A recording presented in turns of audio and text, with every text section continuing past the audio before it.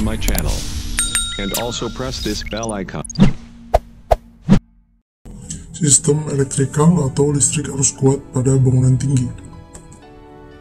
Sistem elektrikal atau arus kuat ini terkait kelistrikan dan instalasi listrik diatur di SNI nomor 0225 tahun 2011 tentang persyaratan umum instalasi listrik atau PUIL 2011. Ini yang umumnya digunakan sebagai rujukan atau standar dalam perencanaan instalasi listrik.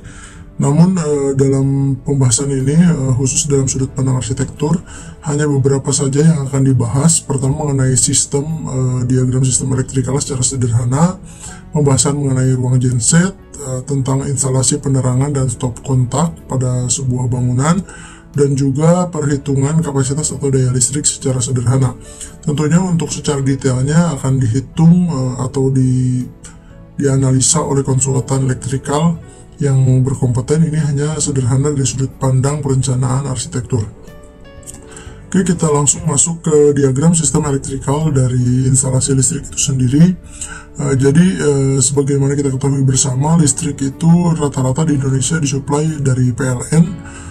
Jadi biasanya berupa listrik arus menengah atau medium voltage. Nah, dari PLN itu tidak langsung masuk ke gedung tapi melalui gardu PLN, sehingga dalam perencanaan arsitekturnya itu kita harus menyediakan area khusus untuk menempatkan gardu PLN di halaman proyek kita. Biasanya tidak boleh di basement atau di dalam bangunan, kecenderungannya di halaman karena nanti PLN yang akan mengakses langsung ke area tersebut dan kuncinya dipegang oleh PLN. Nah, ukurannya biasanya sekitar 4 x 6 meter persegi tergantung kapasitas atau ukuran mesin di dalamnya. Oke, dari gardu PLN tersebut listrik disalurkan menuju MVMDP atau Medium Voltage Main Distribution Panel. Jadi panel utama di dalam gedung kita, tentunya ini sudah dimiliki oleh gedung kita dengan listrik yang masih bertegangan menengah. Nah, selanjutnya supaya listrik ini bisa digunakan untuk proyek kita harus dikonversi atau dirubah listrik itu dari tegangan menengah ke tegangan rendah melalui trafo. Jadi trafo atau transformator take down itu fungsinya untuk menurunkan tegangan dari tegangan menengah ke tegangan rendah.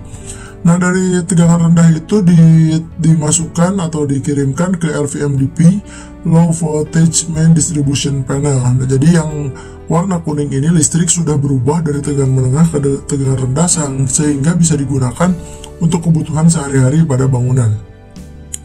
Nah, dari LVMDP listrik akan disalurkan melalui shaft vertikal menuju ke SDP atau Sub Distribution Panel yang biasanya ditempatkan di masing-masing lantai. Ini biasanya disimpan di ruang panel, di mana ruang panel itu ada panel-panel baik elektrikal dan elektronik, dan juga ada shaft. Jadi shaft itu lubang vertikal yang nantinya berisi kabel-kabel dan juga ada kabel ladder ya. Jadi seperti bentuknya tangga, ada kabel-kabel di situ. Nah, dari SDP itu baru disalurkan ke masing-masing ruangan atau unit, biasanya berupa power panel, tergantung fungsi ruangannya apa. Selain itu juga disalurkan ke lantai yang lain sama melalui SDP dan ruang panel.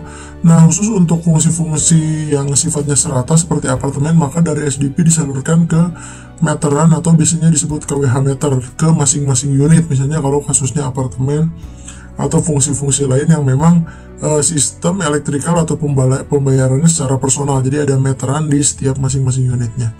Selain itu juga pada area atap juga nanti ada panel sendiri, biasanya untuk equipment listrik di atap seperti mesin lift, ada pompa booster, gondola, dan lain sebagainya.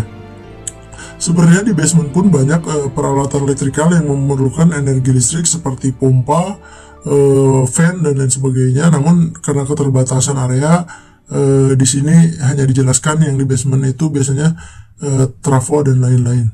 Selanjutnya ini listrik dari PLN secara normalnya kurang lebih seperti ini. Namun jika terjadi suatu masalah, misalnya ternyata pasokan listrik dari PLN sedang tidak stabil atau mati, maka di gedung tinggi ini diwajibkan adanya backup listrik berupa genset. Jadi mekanismenya ialah dari LVMDP ini disalurkan ke PKG atau panel kontrol genset. Jadi panel ini yang akan mengontrol dan mengelola data ke genset. Jadi nanti juga bisa diatur di gedung ini backupnya mau berapa persen. Misalnya ada bangunan-bangunan tertentu yang equipment tertentu saja yang di backup oleh genset, misalnya 50 atau 60%, tapi banyak juga gedung-gedung yang saat ini di backup full 100% oleh genset. Jadi tergantung fungsi gedung dan kebutuhannya seperti apa. Oke, lanjut dari PKG ini baru masuk ke mesin gensetnya itu sendiri.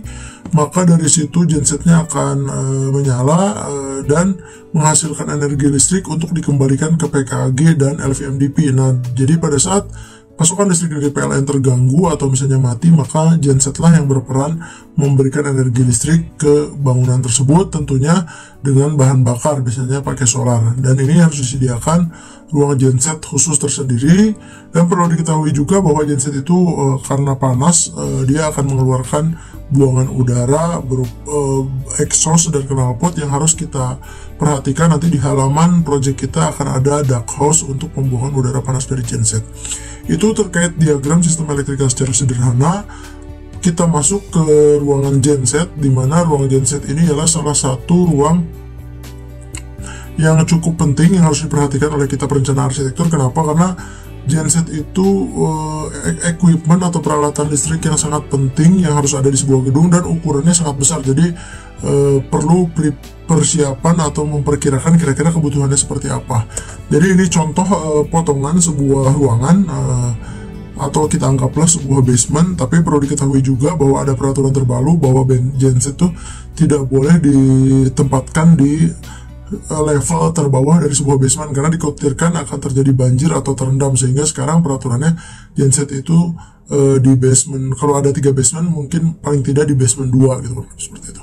Oke, kita lanjut. Jadi tadi listrik dari, kita ulang mekanismenya sedikit saja, listrik dari PLN masuk, dari gardu PLN masuk ke medium MVMDP atau medium voltage distribution panel. Jadi yang warna merah itu masih tegangan menengah. Dari tegangan menengah dirubah oleh trafo menuju ke LVMDP, dirubah menjadi low voltage atau tegangan rendah. Nah, ini kalau di gambar ini kelihatannya rapat-rapat, peralatannya di kenyataannya ialah masing-masing memiliki ruang sendiri, baik MVMDP, trafo atau LVMDP. Bahkan trafo itu juga ruangnya biasanya ada jarak tertentu karena energinya sangat besar dan panas, jadi biasanya ada jarak aman mungkin 1-2 meter, tidak boleh ada dinding yang dekat dengan trafo, bahkan apalagi manusia. Jadi benar-benar ruang yang tidak bisa sembarangan orang masuk ke area ini. Oke, lanjut dari LVMDP terkait mekanisme genset ini, dikirim listriknya ke PKG atau panel kontrol genset yang tadi sudah dijelaskan. Ini yang memonitor apa saja yang akan di backup oleh genset dan informasinya seperti apa. Terus dari sini baru terhubung dengan genset. Jadi nanti pada saat genset menyala, maka genset itu yang akan mengirim listrik ke PKG. Kurang lebih seperti itu mekanismenya. Nah, pada saat genset menyala ini, kita lihat gensetnya juga cukup besar dan diberi dudukan ya pakai pondasi karena tidak boleh langsung menempel ke beton karena bebannya cukup besar, cukup berat dan bergetar biasanya. Nah, pada saat genset menyala, genset ini akan mengeluarkan udara panas yang biasanya disalurkan melalui cerobong berupa exhaust. Jadi ada sebuah cerobong besar, nanti di atasnya ada duct hose, dia menyalurkan udara panas keluar ke udara bebas, jadi itu exhaust air. Dan biasanya karena ada kebisingan, di suaranya diredam oleh sound attenuator. Jadi ini udara dari genset. Selain itu juga genset itu juga menghasilkan asap juga seperti kendaraan bermotor. Jadi nanti di atasnya ini ada knalpot disebutnya. Knalpot ini juga berbunyi cukup bising juga. Biasanya knalpotnya digantung ke plat-plat di atasnya dan diberi silencer. Silencer ini untuk meredam suara dari knalpot juga. Dan jadi ini udara panas atau asapnya disalurkan melalui pipa dan dibuang ke udara bebas. Jadi ada exhaust, ada asap dari knalpot yang harus dibuang ke udara bebas, sehingga akan muncul di halaman kita nanti duct hose atau rumah untuk ducting dari udara panas genset. Karena tadi terjadi perputaran udara panas atau energi panas yang dikeluarkan, maka perlu juga genset ini suplai udara atau intake air dari ruangan lain. Jadi misalnya dari basement, kalau basementnya agak terbuka biasanya dikasih grill untuk memasukkan udara, atau kalau tidak memungkinkan di ruangan tersebut, dia biasanya ngambil dari area lain pakai ducting, ada intake air khusus, jadi suplai udara fresh air ke genset sehingga genset ada perputaran udara panasnya dibuang melalui duct house, tapi udara segarnya masuk dari ruang lain. Jadi ada intake, ada exhaust, kurang lebih seperti itu. Selanjutnya adalah karena genset tadi berisik suaranya, cukup kebisingannya tinggi, maka di interior ruang genset ini biasanya dilapisi dengan lapisan yang namanya rock wool. Jadi rock wool itu semacam spons atau busa yang seperti nilon gitu. Tebalnya bervariasi, ada 3 dan 5 cm, terus biasanya dilapis dengan aluminium dan ditempelkan di seluruh dindingnya, di skrup, dikasih kawat biasanya semacam wire mesh, sehingga suara dari genset ini tidak sampai ke ruang lainnya ya, kalaupun terdengar tidak terlalu bising. Oke, selanjutnya selain genset dan panel-panel, ada juga di ruang genset ini yaitu ruang tangki solar, karena sebagaimana kita ketahui bahwa genset ini dihidupkan atau mesinnya berfungsi dengan suplai bahan bakar dari solar, sehingga ada tangki solar. Tangki solar ini ada biasanya tergantung kebutuhannya. Kalau ruangannya kecil pakai tangki solar harian, tapi kalau ruangannya besar bisa tangki mingguan. Nah, itu tangkinya disalurkan ke genset, jadi ada pipa yang menghubungkan tangki solar ke genset. Nah, tangki solar pun kalau misalnya habis harus diisi biasanya ada pipa yang terhubung dengan truk solar. Jadi nanti di halaman kita ada area pipa yang menghubungkan antara truk solar untuk suplai bahan bakarnya menuju tangki solar. Nah, ini kurang lebih suplainya melalui pipa-pipa untuk energi dari genset itu sendiri. Nah, yang perlu diperhatikan dari ruang genset bagi arsitek khususnya adalah terkait dimensi atau volume ruangnya. Jadi rata-rata ukuran ruang genset itu, kalau gensetnya besar bisa sampai panjangnya 4-5 meter. Tapi kalau bisa juga gensetnya tidak 1 ya, 2 atau 3. Rata-rata sih 2 kalau genset itu, karena jadi kalau yang satunya bermasalah, satunya masih berfungsi. Nah, panjangnya rata-rata 5 meter, 4-5 meter, dan lebarnya 2-2 meteran lah kurang lebih. Tapi tergantung kapasitas gensetnya itu sendiri. Dan yang harus diperhatikan lagi ialah ketinggiannya, karena genset itu bukan hanya mesin tapi ada knalpot, ada silencer. Jadi ketinggiannya biasanya clearance-nya minimal 4,5 meter. Sehingga biasanya kalau sebuah basement itu tingginya misalnya per lantai 3 meter, maka genset itu pakai 2 lantai atau double volume disebutnya, karena ketinggian atau clearance bersihnya rata-rata 4,5 meter. Selain itu juga tadi ada dimensi untuk duct house, biasanya nongol di halaman kita, rata-rata tingginya bervariasi 1,5 sampai 2,5 meter. Jadi itu dimensi-dimensi itu harus diperhatikan oleh kita sebagai perencana arsitektur. Itu terkait ruang genset. Kita masuk ke pembahasan selanjutnya, bagaimana instalasi elektrikal pada contohnya unit apartemen. Ini juga bisa digunakan untuk perencanaan rumah tinggal. Jadi prosesnya seperti apa listrik sampai ke digunakan oleh penghuni dari sebuah apartemen. Jadi misalnya ini ada set ruang, ada misalnya ruang tidur, ruang keluarga atau ruang makan, ada kamar mandi, ada kitchen dan lain sebagainya. Jadi nanti listrik dari panel dimasukkan ke kWh meter terlebih dahulu, sehingga kalau apartemen tuh masing-masing unit ada kWh meter, sehingga terkontrol penggunaan listrik dan nanti terkait dengan bayaran listrik itu sendiri. Terus dari kWh meter disalurkan ke MCB. MCB itu bahasa umumnya ialah string atau mini circuit breaker. Jadi biasanya dibagi menjadi beberapa grup. Kalau satu grup itu bermasalah, dia akan mati sendiri, tapi grup yang lain tetap hidup, kurang lebih seperti itu. Nanti kita jelaskan. Contohnya adalah misalnya satu area kitchen, ada oven, ada mesin cuci, misalnya, terus ada exhaust di atasnya, maka dia biasanya dijadikan satu grup dalam MCB, misalnya yang kabel berwarna merah ini, untuk mengaktifkan atau mematikan. Jadi bisa dengan MCB itu sendiri.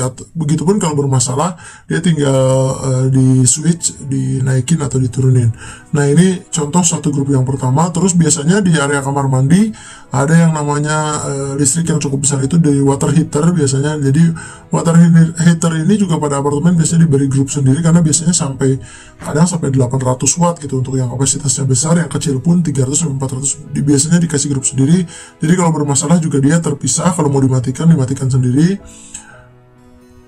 Selanjutnya juga ke ruangan-ruangan seperti ruang keluarga atau ruang bersama dan ruang tidur, itu juga banyak peralatan elektrikal atau elektronik seperti ada kulkas, ada dispenser, ada magic ada pemasak nasi, ada microwave, misalnya ada TV, ada laptop dan lain sebagainya.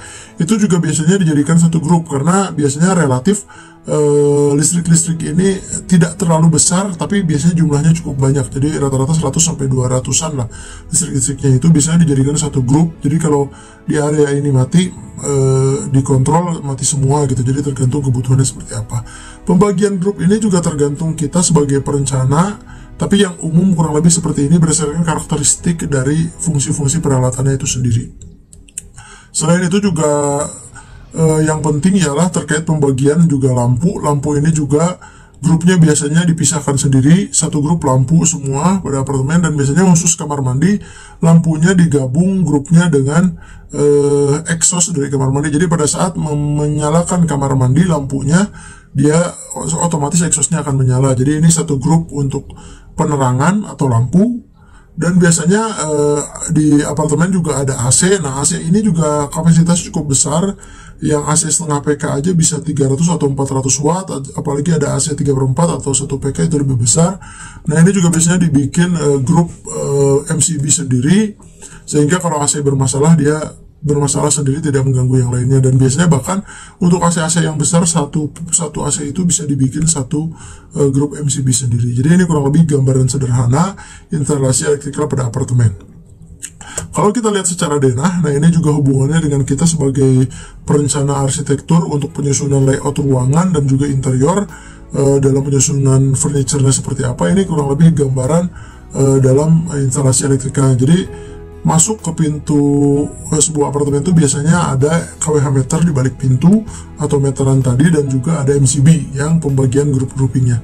Nah, selain itu juga kalau kita menentukan furniture dan peletakan penempatan alat-alat kelistrikan, maka otomatis di situ diperlukan stop kontak. Maka ditentukanlah titik-titik stop kontak berdasarkan desain interior atau layout furniture dan peralatan itu sendiri. Jadi kita lihat ada stop kontak di dekat TV, di area kitchen dekat kulkas, atau untuk memasak, untuk naruh microwave atau pemasak nasi, atau di kamar itu ada untuk ruang kerja dan lampu dan lain sebagainya. Selain stop kontak yang standar, ada juga stop kontak yang biasanya tidak terlalu sering di otak-atik istilahnya. Jadi seperti stop kontak yang biasanya di atas untuk AC dan juga untuk water heater di kamar mandi. Nah, ini biasanya relatif selalu tersambung dan jarang sekali ya dicabut atau dimatikan, dicabut. Jadi biasanya kalau AC kan dikontrolnya pakai remote gitu. Water heater juga pada umumnya otomatis dia udah. Jadi kalau dibutuhkan dia nyala, terus kalau tidak dipakai, kalau airnya sudah panas mati sendiri. Jadi ini stop kontak yang biasanya tidak dikontrol oleh penggunanya, ditaruh di atas biasanya. Nah, ini direncanakan juga. Terus yang juga penting adalah penempatan titik-titik lampu. Nah, ini tergantung kita interiornya mau seperti apa, penempatan di plafon seperti apa. Jadi ini misalnya titik lampunya di ruang keluarga dan ruang makan atau ruang bersama. Nah, titik lampu ini nanti hubungannya dengan switch atau saklar. Jadi kalau ada dua lampu, ada saklar seri, jadi dua cetrekan istilahnya, dua switch, yang satu ke lampu di ruang makan, yang satunya untuk lampu di ruang keluarga atau ruang nonton TV. Selain itu juga ada lampu di kamar mandi yang biasanya disambung dengan exhaust instalasinya. Jadi pada saat kita menyalakan lampu dengan saklar tunggal, biasanya lampu kamar mandi nyala, maka exhaustnya pun otomatis nyala untuk menyedot bau atau udara lembab dari kamar mandi.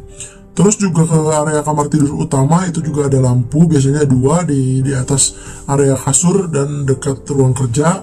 Itu juga menggunakan saklar seri, biasanya satu switch untuk lampu tengah, satunya untuk ruang kerjanya. Dan untuk kamar anak biasanya ada satu switch. Selain itu juga pada area kitchen, karena ada aktivitas memasak, biasanya juga ada kitchen hood atau exhaust juga yang diberi satu saklar terpisah. Jadi dia dinyalakan pada saat kegiatan memasak saja. Yang terakhir adalah adanya lampu di area balkon, biasanya pada apartemen. Cuma biasanya ini tergantung ya, ada balkon yang diatur oleh penghuni apartemennya, dinyalakan dan dimatikan oleh penghuni apartemennya. Banyak juga kondisi-kondisi di mana balkonnya itu dikontrol oleh pengelola gedung. Jadi kalau teman-teman lihat di apartemen banyak yang malam-malam balkonnya nyala, semua itu biasanya dikontrol oleh pengelola gedung supaya terlihat terang semua. Karena kalau penghuni kan siapa tahu pengennya dimatikan, makanya banyak kondisi-kondisi apartemen yang lampunya tarikan kabelnya ditarik oleh pengelola gedung, disatukan dan dikontrol oleh pengelola gedung. Jadi kapan dimatikan dan dinyalakannya oleh pengelola gedung, bukan oleh penghuni apartemen. Itu terkait instalasi elektrikal apartemen secara denah. Kita lanjut ke bagian perhitungan beban listrik supaya ada gambaran. Sebenarnya tadi dari denah yang kita rencanakan atau instalasi listrik pada sebuah apartemen, kira-kira kebutuhan listriknya berapa sih secara cepatnya atau secara kasarnya. Jadi kita harus mengidentifikasi dulu tadi peralatan apa saja yang ada di ruangan atau apartemen tersebut. Misalnya ada lampu, ada stop kontak, ada exhaust, ada AC, ada water heater. Cuma untuk saklar itu biasanya satu paket dengan lampu. Lalu diidentifikasi kebutuhan listriknya seperti apa. Misalnya lampu, rata-rata lampu downlight itu 7-14, kita ambil aja nanti 10 yang tengah-tengahnya. Stop kontak itu rata-rata 200 watt. Exhaust itu juga bervariasi. Untuk exhaust kamar mandi misalnya 50 watt, tapi di exhaust kitchen bisa sampai 200 atau 300 tergantung kapasitasnya. AC juga beragam ya, antara AC setengah PK, 3/4 PK dan 1 PK tentunya AC-nya berbeda kapasitasnya. Jadi kalau yang AC kecil itu biasanya 350 sampai 400 watt. Dan yang terakhir juga water heater, ini juga beragam tergantung berapa liter water heater itu. Jadi kalau yang literannya kecil ya mungkin 350 sampai 400 watt itu yang 20 liter, tapi yang kapasitasnya besar, misalnya di kamar mandi itu ada bathtub, biasanya pakai water heater yang sampai 100 literan lebih, itu biasanya bisa 1000 watt bahkan lebih. Ini kita ambil contoh 400 sampai 800. Nah, selanjutnya dari MCB ini kita grouping. Misalnya grup pertama kita tentukan lampu, karena lampu itu wattnya kecil, dan exhaust dijadikan satu grup, sehingga lampunya contohnya berdasarkan denah itu kan lampunya ada 6 titik yang di dalam apartemen, maka kita asumsikan lampunya 10 watt, maka lampunya itu 6 kali 10 menjadi 60, dan exhaustnya kita asumsikan 100 watt, 100 kali 2 ialah 200, sehingga total di grup MCB yang pertama ada 260 watt. Jadi tadi grup MCB itu untuk dibagi grouping-groupingnya supaya tidak bercampur dan lebih mudah pengelolaannya secara jangka panjang. Jadi kalau yang satu area mati atau masalah, yang satu tidak terganggu. Terus tidak ada juga over penggunaan listrik yang berlebihan, sehingga untuk menghindari masalah di kemudian hari. Terus grup yang kedua ialah stop kontak. Nah, ini dijadikan satu grup, rata-rata stop kontak itu 200 watt. Satu stop kontak kita hitung dari denah itu ada 6 stop kontak, tergantung fungsi ruangan atau peralatannya. Itu 6 kali 200 ya ada 1200. Kita lanjut ke AC. AC ini kita bisa bagi juga dua grouping. Misalnya AC setengah PK untuk yang di kamar-kamar rata-rata 400 watt, maka 400 kali 2 maka hasilnya 800. Itu untuk kamar tidur utama dan ruang tidur anak. Terus yang AC yang satu itu di baris keempat, di grup keempat adalah AC untuk ruang keluarga. Biasanya PK-nya lebih besar, kita anggaplah 3/4 PK. Itu kapasitas AC-nya 600, kita tulis 600 watt di tabel paling kanan. Dan yang terakhir ialah water heater.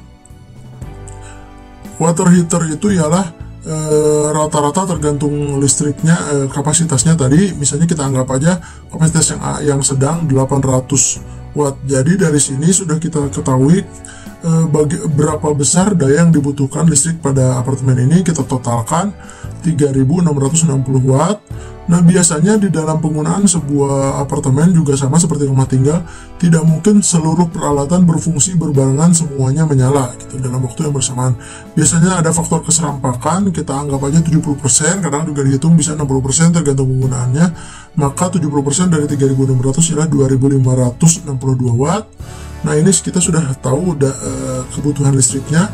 Nah, biasanya dikonversi karena PLN itu bisa satuannya volt ampere, dikonversi ke volt ampere dibagi 0,8 menjadi 3200 volt ampere. Dari sini kita bisa mengetahui kebutuhan listrik dari unit apartemen yang tadi kita rencanakan ialah 3200 volt ampere. Nah, untuk kWh meter atau meteran itu kan tidak bisa 3200, dia ada kelipatannya, ada 2200, 3500, 4400 atau 4500, ada 5500, sehingga biasanya kita ambil yang ada di pasaran adalah kWh-nya dipilih yang 3500 volt ampere, sehingga nanti ke PLN-nya yang dipasang meterannya dengan kapasitas seperti itu. Jadi Kapasitas listrik ini tergantung equipment di ruangannya seperti apa. Bahkan ada beberapa apartemen yang kelas mewah itu bisa sampai lebih dari 5000 volt ampere, karena adanya misalnya contoh di kitchen itu ada kompor induksi. Itu biasanya kompor induksi itu listriknya sangat besar.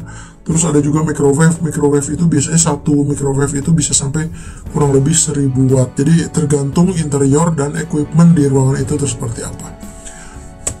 Terakhir, sebagai kesimpulan, bagaimana kita sebagai perencana arsitek hubungannya dengan sistem elektrikal ini. Pertama, kita tadi perhatikan tolong gardu PLN-nya disiapkan di area halaman, jangan sampai tidak menyediakan area untuk gardu PLN. Jadi itu juga penting, ukurannya kurang lebih 4x6 meter dan harus bisa diakses oleh mobil dari PLN. Terus ruang genset tadi sudah dijelaskan harus double volume, minimal clearance 4,5 meter, dan adanya exhaust di area halaman itu yang perlu kita perhatikan, kita siasati sebagai arsitek. Terus ada ruang panel di setiap lantai, biasanya terdapat shaft itu untuk elektrika dan elektronik, jadi ada panel-panel. Ini ukurannya tidak terlalu besar, biasanya mungkin 1,5 sampai 2 meter, bahkan bisa lebih kecil tergantung panel apa saja yang akan ditempatkan. Terus ada lagi penempatan stop kontak, tik lampu, dan saklar. Nah, ini tergantung dengan denah atau layout ruangan dan interior kita seperti apa. Serta yang terakhir adalah perhitungan kebutuhan daya listrik. Ini tergantung equipment apa saja yang ada di ruangan tersebut dan alat-alatnya atau home appliances-nya seperti apa. Demikian materi mengenai sistem elektrikal pada bangunan tinggi dengan studi kasus apartemen. Terima kasih banyak.